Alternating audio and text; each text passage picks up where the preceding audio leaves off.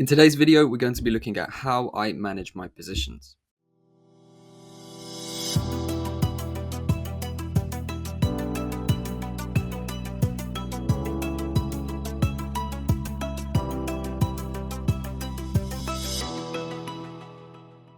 When you finish this video, head over to the link in the description and sign up for my free trading course. It's a 13-part video series. It covers a bunch of different topics, and it's basically designed to open your mind to new market concepts and potentially reshape the way you trade. So once you finish this video and collected the value from this, head over to that first link in the description and you can join this right now for free. Hello everyone and welcome back to the channel. In this video, we'll talk about trailing stop losses and how I personally manage trading positions. There are a few different ways to manage positions. A lot of people like to take partial profits on the way. I generally prefer not to do that because by the time you hit your take profit target, a lot of your profit is actually gone because you chopped it off on the way. Meaning, let's say you took a 5R trade. By the time you close out, you may only be closing out 2.5 to 3R, and you're not actually getting the full maximum profit potential.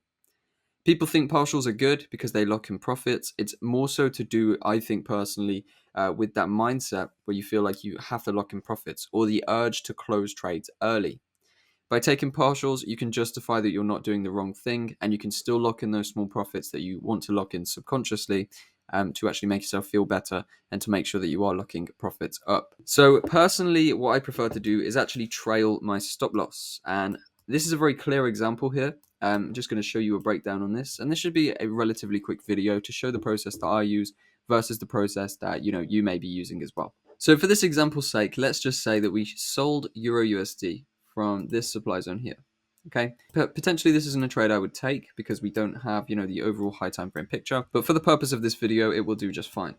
So let's say then we had this breakdown and then we put our sell limit on this area, or we sold a confirmation trade using this structure here on Euro, and now we are riding the market down. Now, what I like to do personally is trail stop. What this means is I move my stop loss with price action to bring it above recent highs in the market. What this does is allow me to lock in guaranteed profit if the trade turns around on me, but it also allows me to hold my trade out all the way to my final target and maximize the profits on the trades that do run all the way to my TP level. So for this example, let's say we are in from the midpoint, stops over the high, we'll clear that little wick as well.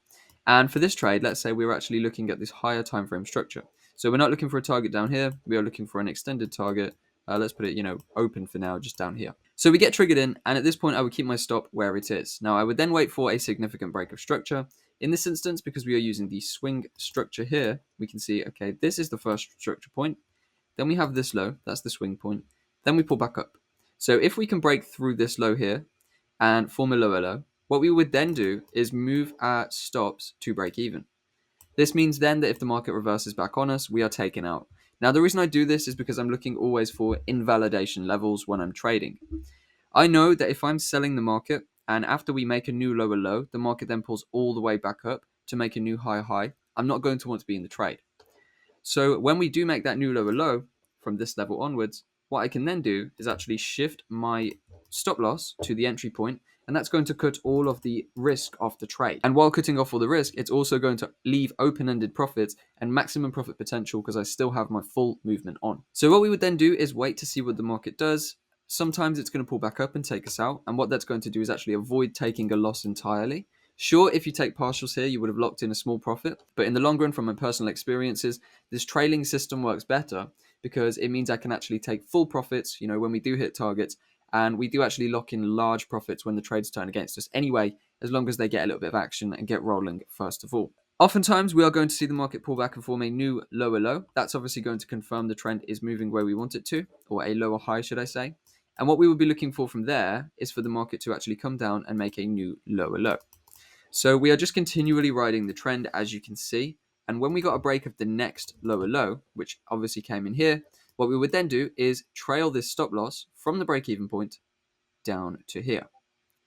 So at this point, we've locked in around 2R, okay, which is probably the partials you would have taken anyway, but we still have the open-ended large profit potential. Now at this point, we formed this lower low here, and then we came up and formed a lower high, as you can see.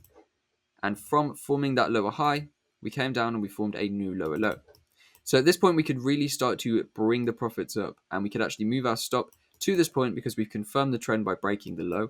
And if we move our stop to this point then, What that does is guarantee us a decent profit of, if we just mark that out, we'll probably be looking at about 3.8 R. Okay, so if the trade turns against us now, we make 3.8 times the amount we risked, but we still have the open-ended full position size that could potentially bring us a much larger profit if the trade continues down.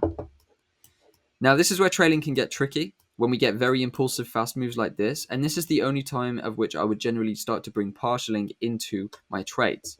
But when a trade is already running well, now as we can see by this point, we are already going to be running around 7.5 R.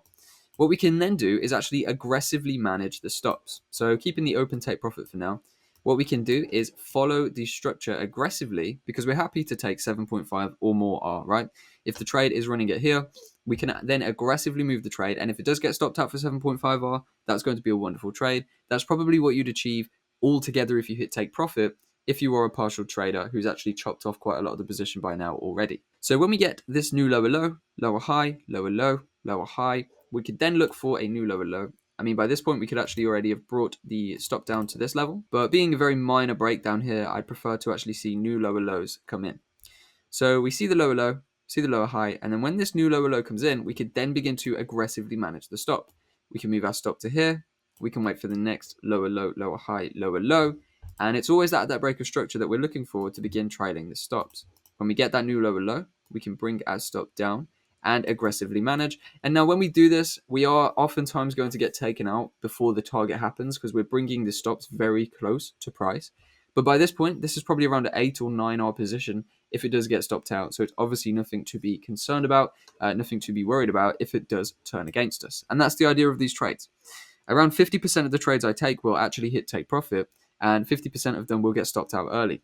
But when they get stopped out early, they're getting stopped out for a large profit, so it doesn't matter to me. Now, once again, then we form this lower low, lower high, lower low. This is a super aggressive management, so you could opt to either keep it there, or if you just want to lock it in, you can bring it down as well. Just following that simple system, right? As I say, everything I do in my trading is systematic, and I have, essentially a step-by-step process to continually repeat time and time again. So it is just a simple system of waiting for a lower low, waiting for a lower high, and then a new lower low that breaks the structure, such as this. We get our lower low, we get our lower high, then we get the new lower low, which breaks this structure. That is when we then move the stops to here. And then once again, lower low, lower high. That is when we then bring the stops to here, and so on, and so on, and so on, and so on. So it's systematic, step by step. That is the way that I like to do things. So at this point, we form the new lower low, new lower high, new lower low, so we could aggressively manage the stops to here. And then we did get it once more, which would mean we could bring our stops to this point, and then we would have actually been stopped out of this position. So this is where we would have been stopped out of the trade. So as you can see, that is actually a large trade of around 15R. And you can get 15R trades as a partial trade taker as well. But if you do take partials on the way down, you can imagine that by the time you hit 15R, or 14.5 in this instance, you're not going to get 14.5R, right? You're going to probably get around 10 or 8, something like that. Because you've probably taken a quarter here, probably took another quarter here, you may have taken another quarter on this aggressive push down, and by the time you close out the trade, you're probably only looking at a very small amount of the movement still being held.